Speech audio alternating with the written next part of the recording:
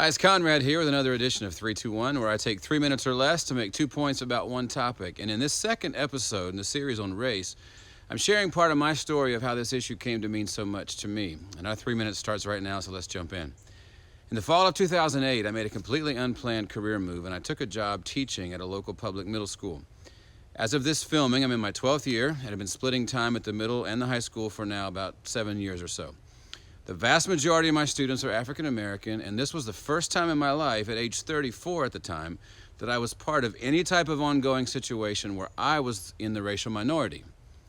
I want to say that again. I was 34 at the time when I first had to learn what it was like to be the racial minority in any kind of a consistent situation. And what I learned and continue to learn from my African American students and friends and colleagues has altered my viewpoint of many aspects of life. And it brings me to the 2 points I have for this episode, which are really about a mindset that I believe is critical to authentically engage this topic of race. Number one, in the white community, all of us are presented with the opportunity to learn more about issues of race and racism.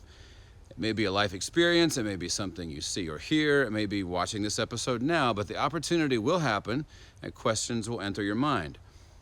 Point number two, when those opportunities present themselves, we have a choice. We must choose if and how we will engage this issue. And this series is focused on helping people in that process. But it's important to acknowledge here that our brothers and sisters of color, they don't have the choice of whether or not to engage with racism. They live with it.